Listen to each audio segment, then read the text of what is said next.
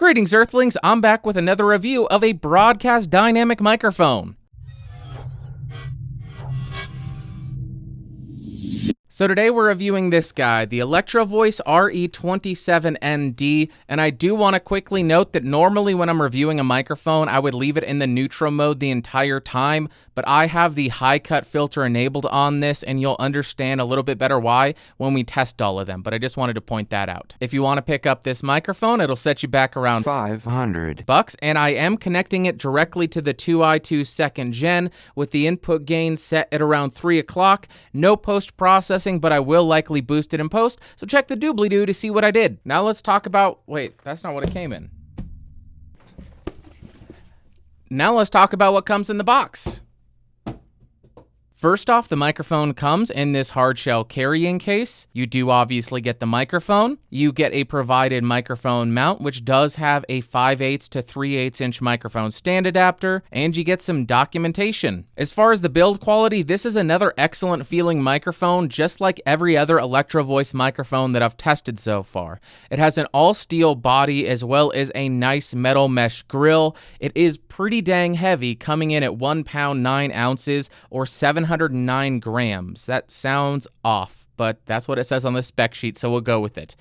It does have these vents along the side of the microphone, which is due to the variable D technology, which helps curb some of the proximity effect. If we flip it over, on the other side, we have 3 roll-off switches available, which we will cover in a minute. Quickly, the first 2 are high-pass filters or low-cut filters, and the third one is a high-cut filter. And then lastly, on the bottom of the microphone or the back of the microphone, you will find the XLR port. Now, as far as the specs, this thing has a cardioid polar pattern, a frequency response of 45 Hz to 20 kHz, a sensitivity of approximately -51 or -52 decibels, and an output impedance of 150 ohms. Okay, so now I have the microphone set to neutral mode. I've turned off the high cut filter, and this is how it sounds. You can tell it's very bright.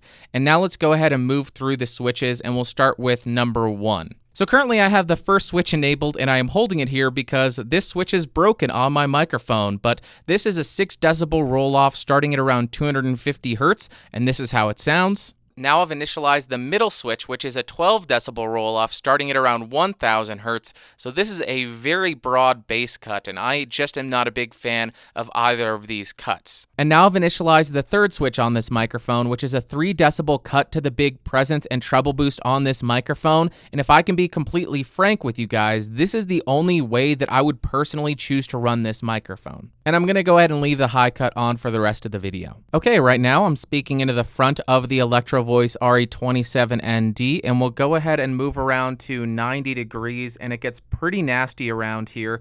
We'll go ahead and move around to 180 degrees. This is as good as it can get.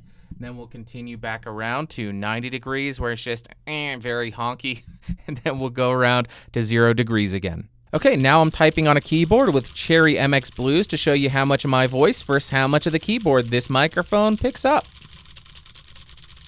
Okay, right now I'm right on top of the microphone to show you how this does with the proximity effect. About 3 inches away from the microphone, about 1 foot away from the microphone, about 2 feet away from the microphone, and about 4 feet away from the microphone.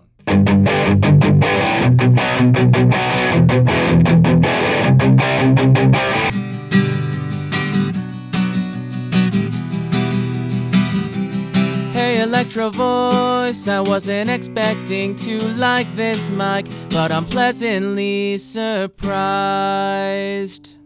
So initially when I got this microphone, I did not like it in the slightest, but once I enabled the high cut on this thing, I think it's a pretty nice sounding microphone. So in terms of pros, this thing does have a slightly higher output than other dynamic microphones due to the neodymium magnet inside of it. Additionally, I think it handles processing really well. It did a great job at off-axis and rear noise rejection, and it has a really nice build quality if you ignore the fact that my switch was broken. And then in terms of cons, when the microphone is in neutral mode right out of the box, it is a rough sounding microphone. I think both of the low cut filters on this thing are a bit too drastic for pretty much any use case that I can think of. And the off-axis coloration of this thing is really nasty and really bad. So as far as my overall thoughts of this microphone for the electric guitar, the acoustic guitar, and for singing, I just wasn't impressed. It's not a tonality that I would be looking for in those use cases, although to be fair, I don't think this microphone was really designed for that. And then for spoken word, like I said, if you've enabled the high cut filter and you get right on top of the microphone, I think this thing sounds pretty dang amazing. So would I recommend this microphone? I'm a little surprised to be saying this, but I think I would, even with all the cons that it does have, where it's way too harsh out of the box and the off-axis coloration is disgusting.